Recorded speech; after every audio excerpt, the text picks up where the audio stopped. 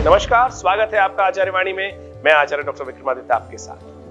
10 मई को मंगल जो है वो ग्रहों राशि पर परिवर्तित करते करते वो कहां जा रहे हैं आपको पता होना चाहिए। कर्क राशि में प्रवेश कर रहे हैं और शनि महाराज इस वक्त जो है वो कुंभ राशि में चल रहे हैं। ग्रहों का विभिन्न प्रकार के योग होते हैं, चाहे वो आमने सामने एक परस्पर दृष्टि से देखें, लेकिन एक विशेष योग कहा गया है षडाष्टक योग। षडाष्टक यानी छठे आठवें, षड यानी जो षडाष्टक योग है, छठे और आठवें ग्रहों की युति हो जाए तो किस प्रकार से जीवन में क्या कुछ उसका प्रभाव पड़ता है। शनि मंगल की षडाष्टक युति किसी प्रकार भी शुभ नहीं कही जाती, यानी किस प्रकार का योग जो है, छठे आठवें का योग जो है, किसी प्रकार भी नहीं ठीक हो जाता। यदि मेष राशि वालों की हम बात करें तो मेष राशि वालों के लिए मंगल जो है वो कर्क राशि में जा रहे हैं। कर्क राशि में मंगल जो होते हैं वो नीच के हो जाते हैं, क्षीण हो जाते हैं, कमजोर हो जाते हैं। शनि महाराज अपने परम शुभ स्थिति में है, इस वक्त कुंभ राशि में चल रहे हैं और आपके 11वें भाव में चल रहे हैं। और जो शनि की दृष्टि है वो होती है तृतीय और दशम भाव में, सप्तम भाव में। मंगल की दृष्टि होती है चतुर्थ, सप्तम और अष्टम। यदि इस योग को समझें तो मंगल जो है अपनी अष्टम दृष्टि से शनि को देखेंगे। जो शनि की 8वीं दृष्टि जो आती है, जो तीसरी दृष्टि मानी जाती है, यानी 8वें भाव पर मंगल की दृष्टि जो होगी, ये षडाष्टक योग बना रही है। यानी मंगल से शनि 8वें और शनि से मंगल छठे भाव में है। ये दोनों ग्रहों की युति जो है विशेष तौर पर और जो युति बन रही है वो कई प्रकार की समस्याएं जीवन में उत्पन्न कर सकती है। एक तो मंगल वैसे ही क्षीण, कमजोर, जब मंगल कमजोर हो जाते हैं तो कई प्रकार के मन में हीन भावना उत्पन्न कर देते हैं, कमजोरी उत्पन्न कर देते हैं। मंगल साहस के प्रतीक है। मंगल युद्ध के अंदर जैसे सेनापति होते हैं तो मंगल को सेनापति का विशेष तौर पर स्थान समस्त ज्योतिष के अंदर दिया जाता है। मंगल है कौन? मंगल विशेष तौर पर कहा जाता है कि धरती पुत्र के रूप में जाना जाता है। आपको सती की कथा मालूम हो, याद होगी कि जिसके अंदर सती यज्ञ कुंड में दक्ष प्रजापति के हवन कुंड में जाकर अपने आप को समर्पित कर दिया था उन्होंने। और उस वक्त भगवान शंकर ने रुद्र जब हुए जब वहां पर, तो कहा जाता है कि उनके पसीने से वीरभद्र उन्होंने उत्पन्न किया और वीरभद्र ने जाकर उस समस्त यज्ञ के, दक्ष के यज्ञ को विध्वंस किया और लाकर सती के शरीर को भगवान को अर्पित किया। और उसी दिन से जो वीरभद्र थे वो विशेष तौर पर वो मंगल के रूप में स्थापित हुए।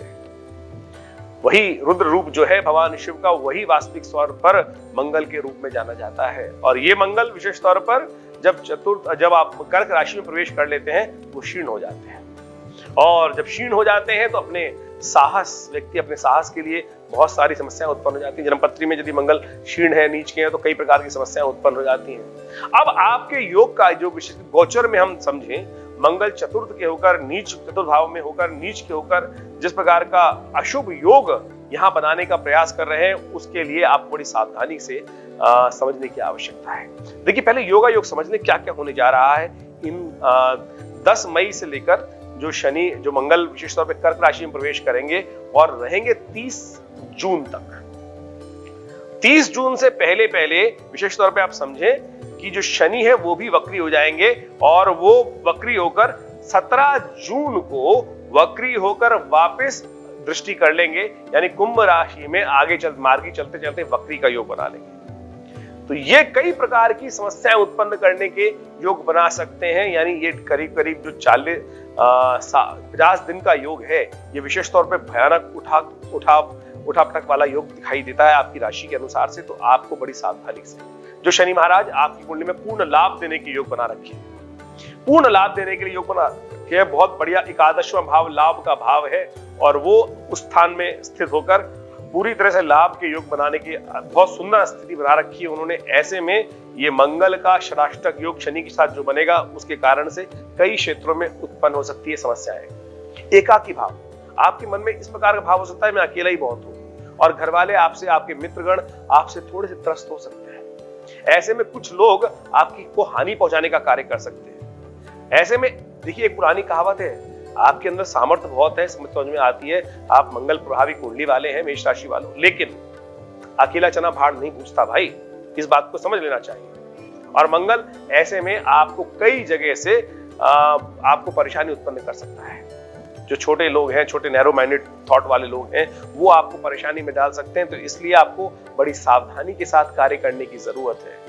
और इस वक्त जो योग चलेगा विशेष तौर पर, वो आपको ऐसा लगेगा कि आपके अंदर थोड़ी सी नेगेटिविटी भी आ जाएगी। जितनी नेगेटिविटी आएगी उतने ज्यादा आपको कष्ट होने के योग बन जाएंगे। इसलिए बड़ी सावधानी के साथ काम करने की जरूरत, अपने गुस्से को कंट्रोल करने की जरूरत है। अब कैसे ठीक किया जाए इन सब समस्याओं को ठीक करने के लिए? वैसे बड़े बड़े लोग संपर्क में भी आ सकते हैं, ये भी शुभ बात हो रही है कि कुछ बड़े लोग, बड़े मित्र जो हैं, जहां अच्छे अच्छे जो बड़े बड़े लोग हैं, वो आपके संपर्क में आ सकते हैं। लेकिन आपके मंगल के कमजोरी के कारण से उन सबको से जितना लाभ आपको होना चाहिए वो नहीं हो पाएगा, और उससे इस पूरे योगा योग के कारण से कष्ट होने के योग बन सकते हैं। तो ऐसे में आपको कुछ खास उपाय भी कर लेने चाहिए। देखिए, भगवान ने एक बात समझी, इस प्रकृति ने कुछ अशुभ करती है तो साथ साथ कुछ शुभ होने के योग भी साथ साथ बना देती है। जैसे भगवान राम ने हनुमान जी को जब लंका में भेजा तो वहां विभीषण पहले से बिठा रखा था, और हनुमान जी को केवल ढूंढना था। यानी सकल पदार्थ है जगमाही कर्महीन पुरुष पावत नाही। तो कर्म यदि करेंगे हम तो वो बहुत बढ़िया तरीके से हमें कष्टों को दूर करने के योग बन जाते हैं। ऐसे में 3-4 विचित्र प्रकार के योग बनते दिखाई दे रहे हैं इन खास दिनों में। एक तो मैंने कहा मंगल का विशेष तौर, क्योंकि मंगल का ही योग है इसमें, और मंगल वीरभद्र है और उनको प्रसन्न करने के लिए बड़ा सुंदर योग बन रहा है। 2 बार तो अंगारक चतुर्थी का योग बन रहा है। 10 मई को ये मंगल का परिवर्तन होगा, जो कर्क राशि में प्रवेश करेंगे, और 17 विशेष तौर पर 9 मई के दिन अंगारक चतुर्थी का योग बनेगा। 23 मई के दिन भी अंगारक चतुर्थी का योग बनेगा। यदि आप उस दिन हनुमान जी को प्रसन्न करने का कार्य करें, मंगल को प्रसन्न करने का कार्य करें, देखिएगा यह मंगल आपके लिए शुभ हो जाएगा, अशुभ होने का सवाल ही नहीं उत्पन्न होता। अंगारक चतुर्थी का मतलब मंगल और चतुर्थी का योग, जिसको अंगारक चतुर्थी कहा जाता है, वो बड़ा शुभ योग माना जाता है। ऐसे में मंगल के तमाम दोषों को दूर करने के लिए उपाय शास्त्र में वर्णित है, उनको करने से कल्याण का मार्ग प्रशस्त होता है। हमने विवेकानंद योगाश्रम में, अपने आश्रम में उस दिन सुंदर कांड के सुंदर पाठ रखे हैं। इस बार अच्छा बात समझ लीजिए, ज्येष्ठ के महीने में योग बन रहा है, और ज्येष्ठ के महीने में योग बने, ज्येष्ठ के महीने में तमाम मंगल जो होते हैं बुढ़वा मंगल के रूप में जाने जाते हैं।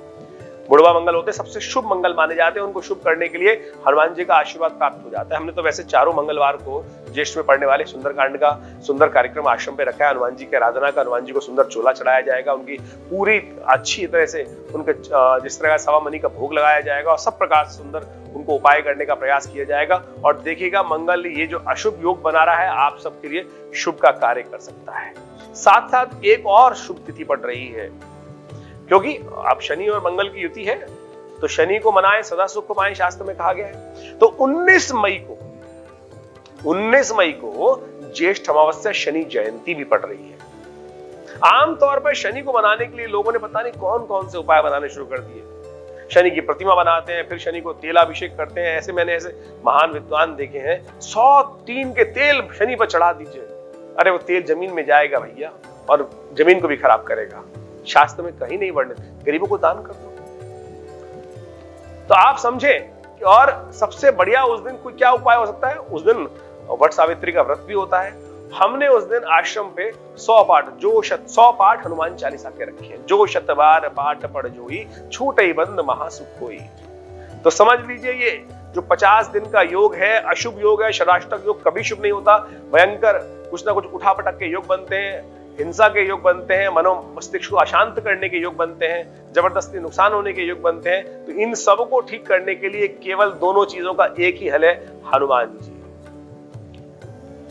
देखिए हनुमान चालीसा में कहा है ना, और देवता चित्त न धरहि, हनुमत से ही सर्व सुख करहि। तो इस षडाष्टक योग को ठीक करने के लिए सबसे अच्छा कार्य है कि आप हनुमान जी की आराधना करें, कष्ट दूर होंगे।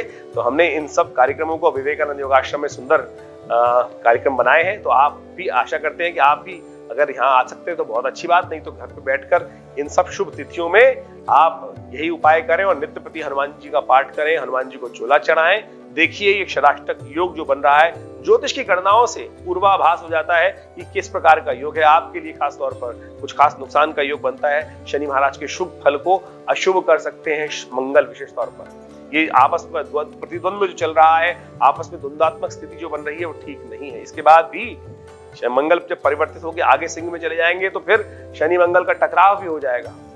तो ओवरऑल जो आने वाले करीब करीब 1.5 महीना और भी होगा, वो भी ठीक नहीं है शनि मंगल का। तो इस समय में इन खासतौर में मई के दिनों में ये जो 3 योग बन रहे हैं, इनका पूरा लाभ ले लीजिए। देखिए मेष राशि वालों, आपके लिए कल्याणकारी योग हैं। हमने इसी सब को समझते हुए आपके लिए इस खास कार्यक्रम बनाया। आशा करते हैं आप इसका लाभ लेंगे और अपनी समस्याओं को दूर करने के लिए देखिए अपनी जन्मपत्री के अनुसार जिनकी कुंडलियों में मंगल वैसे ही कमजोर है, विशेष तौर पे अस्त हो गए हैं या अशुभ भाव में बैठे हैं या मांगलिक हैं लोग, तो विशेष तौर पे उन लोगों को विशेष तौर पे ये उपाय करने की जरूरत है।